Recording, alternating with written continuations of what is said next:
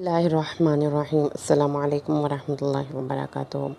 आज के इस लेसन में हम पढ़ेंगे आपने अपने पेपर में किस तरीके से उसको प्रिपेयर करना है, टाइम कैसे मैनेज करना है और कैसे आपने अपने पेपर को शॉर्ट टाइम के अंदर कम्प्लीटली रेडी कर सकते हैं। जैसा कि आपको पता है कि प्रेपरेशन लेवल बहुत ज़रूरी है, उसमें प्लानिंग बहुत ज़रूरी है।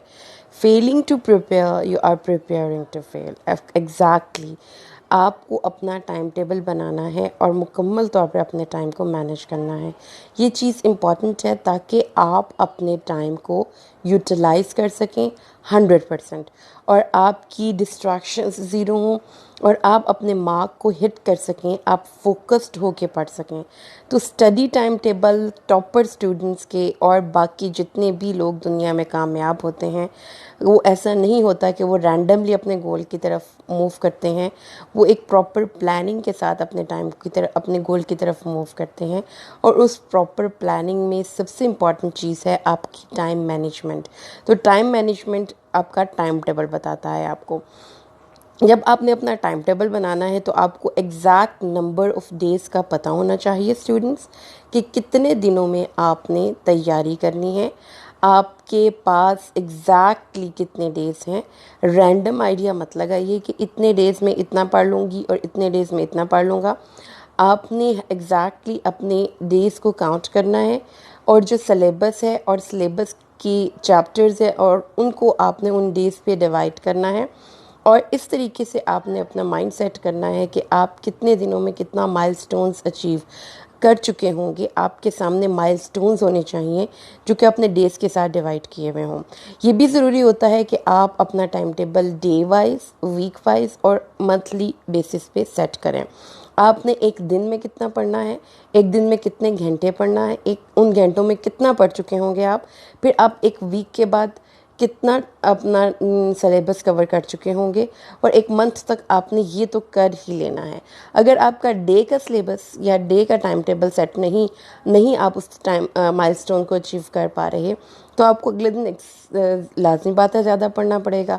और फिर अगर आपका एक डे का या 2 डेज़ का टाइम टेबल मीट नहीं हो पा रहा, तो एक वीक का टाइम टेबल आपका नेक्स्ट टारगेट होना चाहिए।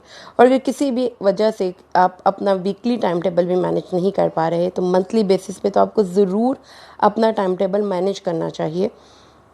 फिर आपने अपनी प्लानिंग में इन सारी चीज़ों को ध्यान में रखना है कि आप कैसे पढ़ेंगे, आप कहाँ पढ़ेंगे, आप कितना पढ़ेंगे, आपकी डेडलाइंस क्या हैं। स्टूडेंट्स, ये बहुत ज़रूरी है। हाउ से मुराद ये है कि क्या आप अपने टेक्स्ट को से अपने क्वेश्चंस को पढ़ेंगे, कि क्वेश्चन से टेक्स्ट को पढ़ेंगे, आप नोट्स से पढ़ेंगे कि आप बुक से पढ़ेंगे, आपका लर्निंग मोड क्या होगा, आप कहाँ पढ़ेंगे। आप अपने ऐसे जगह पे जाके बैठ के पढ़ने लग जाए जहाँ सब लोग बातें कर रहे हैं। आपका वो कौन सा टाइम है आपकी अपनी रूटीन में, आपकी अपनी सराउंडिंग में, जब आपकी डिस्ट्रैक्शन ज़ीरो होती हैं। आप अपने फ्रेंड्स के साथ पढ़ेंगे, आप लाइब्रेरी में जाएंगे। अगर आपके घर में बहुत ज़्यादा शोर है और डिस्ट्रैक्शंस हैं, आप किसी सुबह सवेरे उठ के मॉर्निंग वॉक के बाद किसी पार्क में बैठ के पढ़ेंगे।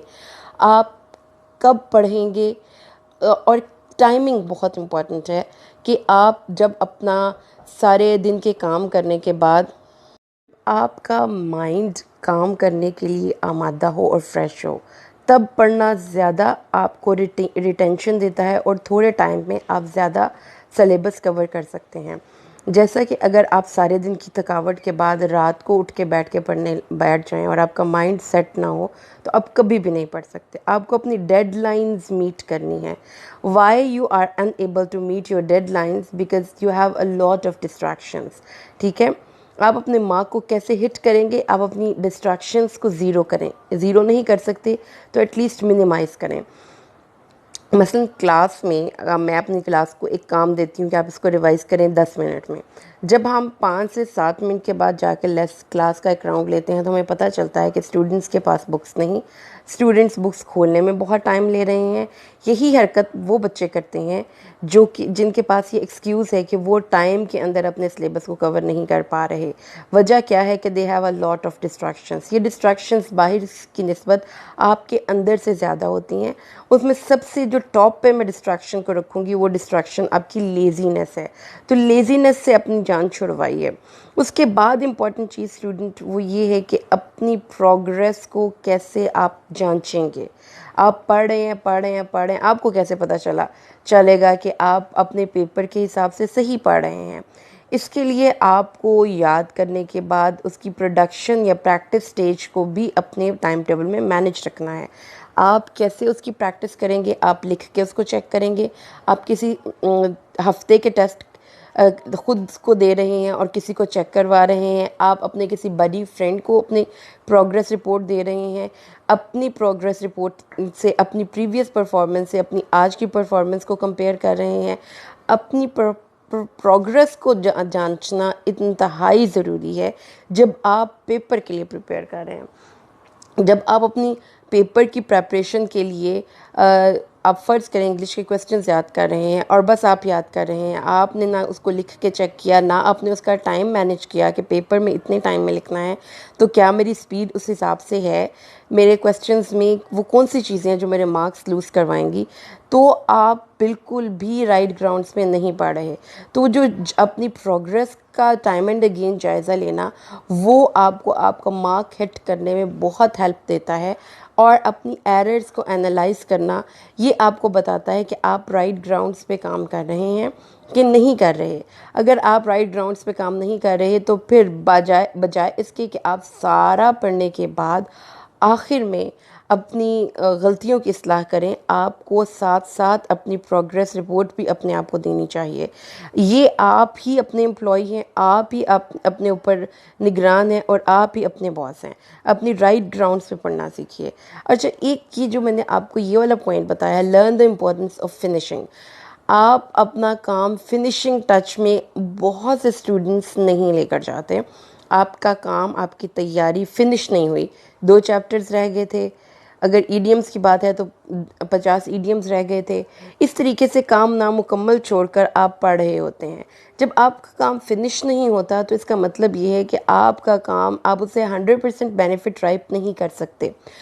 आपने अगर अपना काम मुकम्मल नहीं किया तो इसका मतलब है, मैं स्टूडेंट्स को बोलती होती हूँ कि आपने कोई काम एक्चुअली नहीं किया। तो लिहाजा अपने काम को, अपने सब्जेक्ट को, जो भी पोर्शन है, इसका आसान तरीका ये है कि आप अपने पेपर के हिसाब से अपने पोर्शंस को फिनिश करें। अगर आपने तैयारी इंग्लिश की शुरू की है तो आपका इंग्लिश ए का पोर्शन पहले डन हो जाए, यानी कि आपका 50 नंबर का पेपर सेव हो गया। उसके बाद आपने एसेस को पकड़ा, आपने एसेस को मुकम्मल तौर पर डन करके फिनिश करके आगे गए, यानी कि आपका 60 नंबर का पेपर डन हो गया। उसके बाद आपने अगर प्रेसेस शुरू की तो 4-5 प्रेसेस की और छोड़ दी। आपने प्रेसेस की पूरी प्रैक्टिस करें ताकि आपका वो 15 नंबर का पेपर भी सेफ हो जाए। इस तरीके से फिनिशिंग करके आपका पेपर अच्छे तरीके से हो सकता है। अल्लाह आपका हामी और नासिर हो।